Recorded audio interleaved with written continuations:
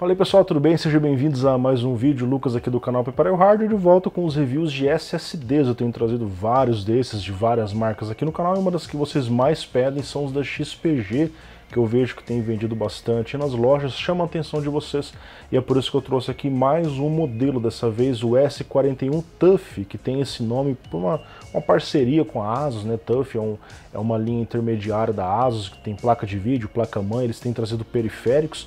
Basicamente você pode montar um PC inteiro TUF, né? Acho que só, não sei se tem fonte TUF também, deve ter. E aí você tem também o SSD agora da linha XPG, tá certo?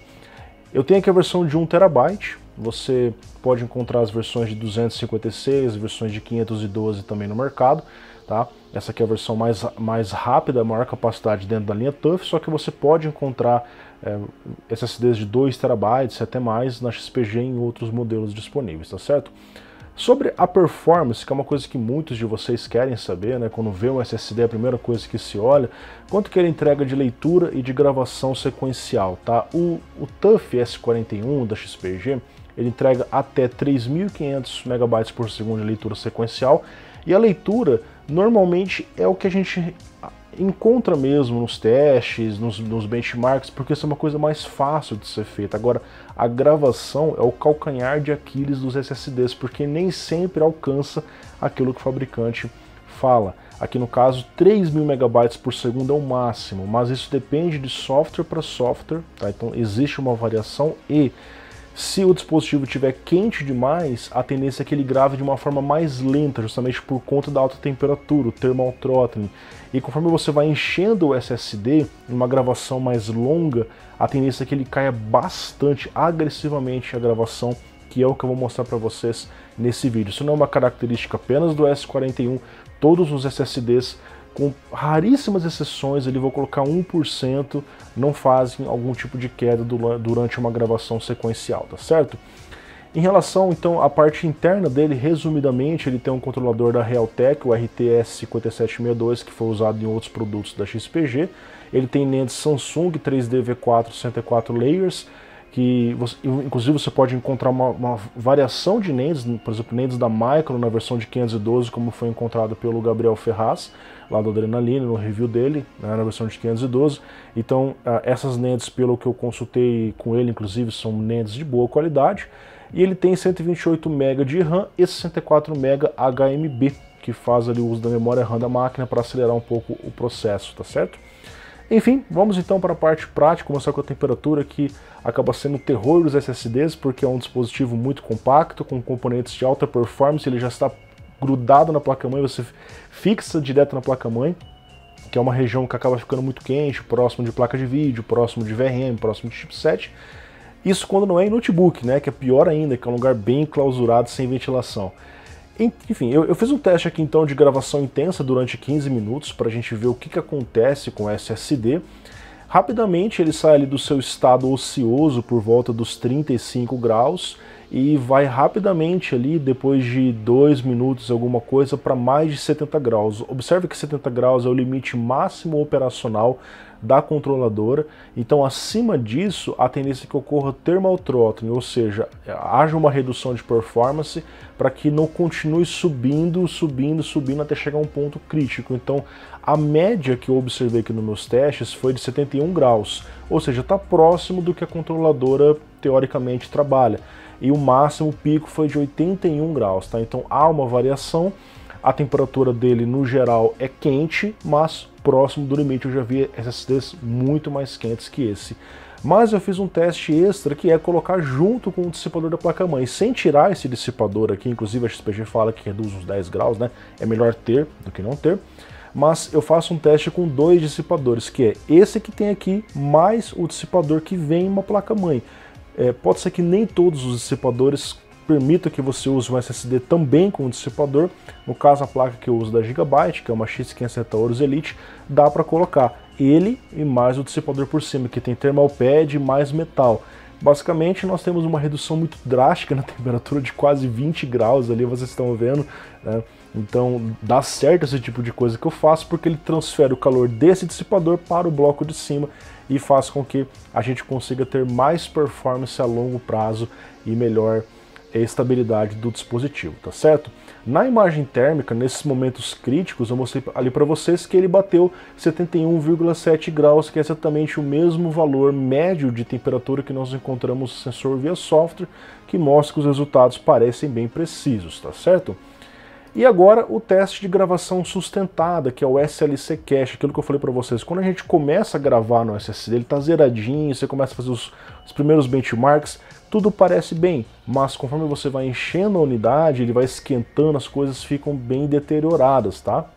Nós vamos ver aqui na gravação sustentada no Iometer em KD32T1, ele começa a gravar ali por cerca de alguns minutos até alcançar cerca de 337 GB, que é, vamos dizer ali, um pouco mais de um terço do SSD. Ele grava bastante tempo em cerca de 1993 megabytes por segundo, que é uma gravação menor do que os 3000 apontados, mas como eu falei, varia de software para software. Logo após isso ele despenca para gravar diretamente no TLC, ou seja, na NAND normal, sem aquela reprogramação para gravar em 1 bit.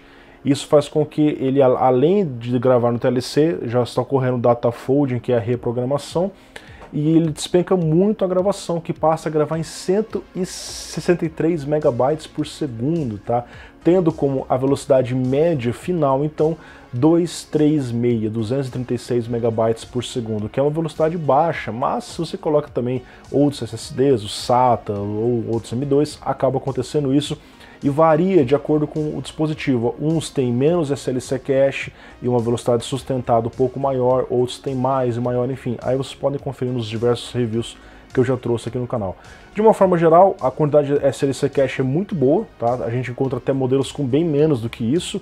Agora, a gravação após ele realmente é bastante prejudicada, ele chega ali a quase zerar em alguns momentos, um pico ali, e volta a recuperar, e pouco a pouco, conforme vai chegando no final, ele começa a recuperar um pouquinho essa performance, tá certo?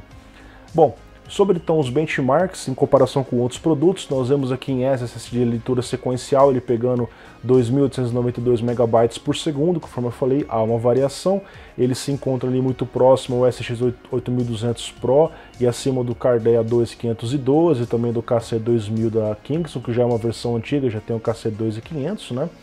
Por algum motivo eu esqueci de colocar nessa tabela, depois eu preciso rever isso. E aí na escrita sequencial, nós temos ele entregando 1.790 megabytes por segundo, também de acordo com aquela variação que eu falei para vocês que pode acontecer. De uma forma geral, é uma performance boa para um PCI Express 3.0, que é o que as pessoas encontram em boa parte dos dispositivos que nós temos aí no mercado. Na leitura aleatória, ele se saiu bem, ele ficou acima de vários modelos ali, na parte de cima, na parte do meio para cima na tabela. E na escrita aleatória ele ficou na parte um pouco mais abaixo, mas também saindo de uma forma geral muito próximo aos outros SSDs, mesmo aqueles até um pouco mais rápidos, com suporte a PCI 4.0. Nós vemos ali alguns casos como o S50, por exemplo, tá bom? Em Crystal Disk Mark, nós vemos ele entregando a leitura sequencial máxima conforme o fabricante aponta, que são os 3.485, muito próximo dos 3.500 que ele que ele informa na caixa, né? Isso faz com que ele fique acima de vários modelos e realmente abaixo ali apenas dos PCI Express 4.0 como o S50, o A440 e o S70. Na escrita sequencial, aqui ele pega 2.562 megabytes por segundo e a gente não conseguiu encontrar os 3.000 megabytes que ele afirma encontrar nem mesmo no Crystal Disk Mark, que normalmente é um cenário ideal, tá? Provavelmente por conta de um thermal throttling que já estava acontecendo, porque ele começa primeiro um teste e já parte para o segundo teste. Quando demora um pouco a mais, ele já alcança um pico de temperatura e acaba reduzindo. Então realmente o SSD faz thermal throttling e a gente nem sempre vai alcançar a velocidade. De repente, num sistema com uma ventilação extra ou com o duplo dissipador, como eu fiz aqui, a gente pode encontrar velocidades maiores, mais próximas do que o fabricante oferece. Uma prova disso é o AtoDisk Benchmark. Nós vemos aqui ele oferecendo uma performance consistente até um certo período, depois ele começa a fazer as oscilações na escrita sequencial principalmente, que é onde deve ter afetado no Crystal Disk Mark, como eu disse para vocês. Na leitura sequencial, invariavelmente ele também acaba sofrendo um pouco por conta do aquecimento geral da controladora e dos demais componentes do SSD. Na transferência de um ISO de 6.30 GB, ele terminou em 4 segundos, que é uma performance muito boa, próxima dos outros dispositivos. E na transferência múltipla de arquivo, ele ficou ali no nível de um Swordfish e um pouco abaixo de outros modelos, inclusive perdendo para o modelo SATA, possivelmente por conta do aquecimento também e da sobrecarga do SLC Cache. Às vezes em um certo período ali ele pode já estar um pouco saturado e fazendo suas operações internas. De qualquer forma, não foi um desempenho ruim, ele saiu bem na soma de todos os testes. Nós temos aqui o carregamento do Windows 10, que aí sim é um empate técnico muito próximo, da mesma forma o GTA V. Enfim, pessoal, chegamos então ao final de mais um breve vídeo. Nós temos aqui mais um modelo de SSD que teve uma performance ok, decente. Teve problemas com temperatura, assim como boa parte dos dispositivos que eu testo aqui.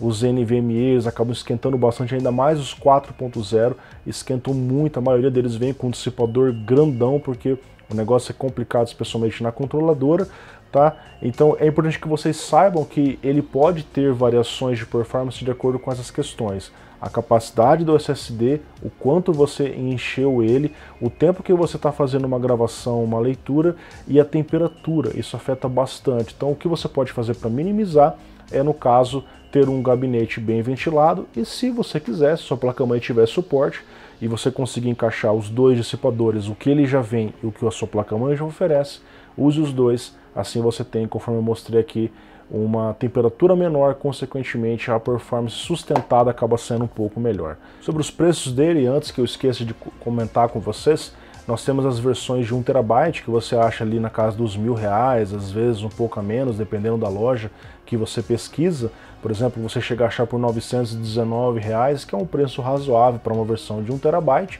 enquanto que as versões de 256 você acha bem baratinho, na casa dos R$289, acaba valendo até mais a pena em relação ao SSD SATA convencional, que tem uma velocidade máxima bem mais baixa, na casa dos 500 e pouco, por mais que esse aqui nem sempre vai alcançar sua velocidade máxima, e por um tempo ele consegue oferecer mais de 3.000 MB de leitura sequencial, tá bom?